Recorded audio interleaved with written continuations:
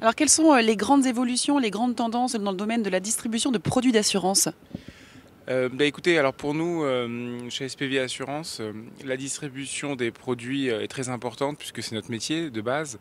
Nous, cette année, en fait, on a voulu lancer deux gammes très spécifiques qui correspondent aux tendances de marché. La première, en fait, c'est ce qu'on appelle la surcomplémentaire non responsable.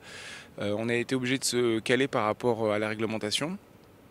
Typiquement, les contrats responsables, ça a quand même laissé une bonne partie des grandes métropoles dans la difficulté, puisque aujourd'hui, quand on va voir un spécialiste pour les femmes gynécologues ou alors pour même les enfants, les pédiatres, on se retrouve quand même sur des situations où il y a du reste à charge. Et en fait, nous, on a voulu en fait donner la possibilité aux personnes qui se retrouvaient avec un pouvoir d'achat diminué, la capacité de transférer ce risque, et ça marche plutôt bien. On en vend beaucoup. On en vend en individuel sur des cibles de TNS, sur des cibles de particuliers, mais on en vend aussi beaucoup à travers donc, toute notre chaîne de distribution collective. Et en fait, on a fait adapter aussi nos systèmes d'information, parce que c'est pas le tout de sortir un produit, il faut savoir aussi le gérer. Et la réalité, c'est que la techno qu'on a développée nous permet de pouvoir bien performer sur ce marché. Donc ça, c'est sur la partie assurance de personnes. Sur la partie donc purement IRD, enfin principalement même RC, cette année, on a voulu en fait se positionner sur tous les risques un peu tendance, notamment le cyber.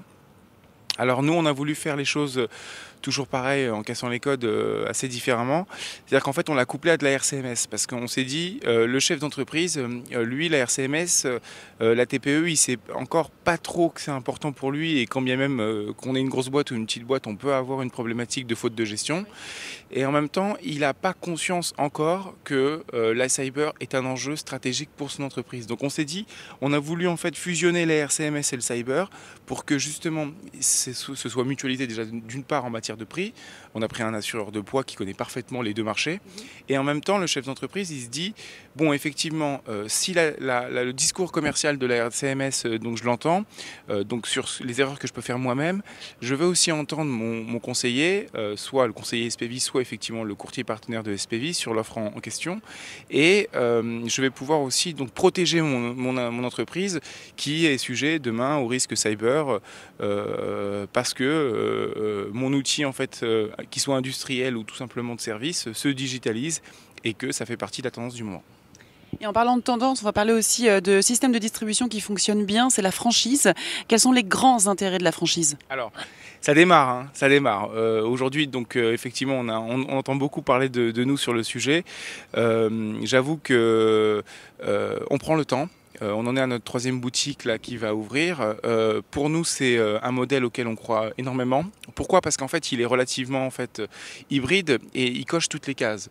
Le courtier de proximité, pour le représenter en tout cas sur la région Île-de-France, je le connais plutôt bien, on connaît ses enjeux, ses difficultés.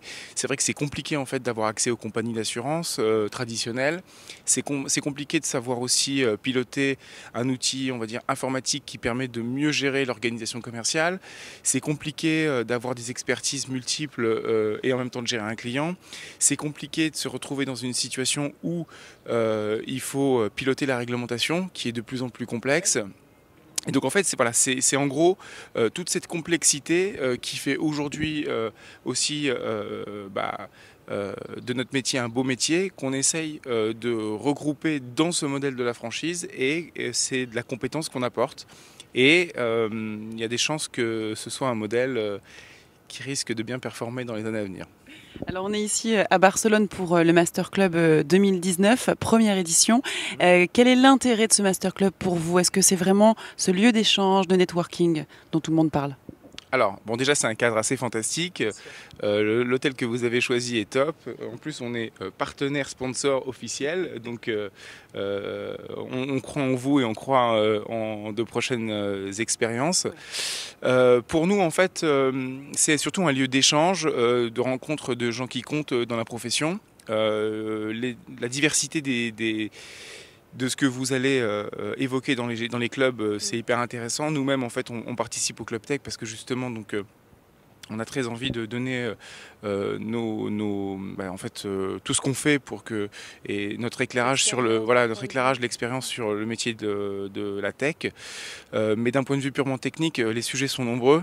Les hommes et les femmes qui participent à ces clubs sont des personnes importantes et d'expérience et c'est ça en fait qu'on vient chercher. Voilà. Parfait, merci beaucoup. Avec plaisir. Let's go.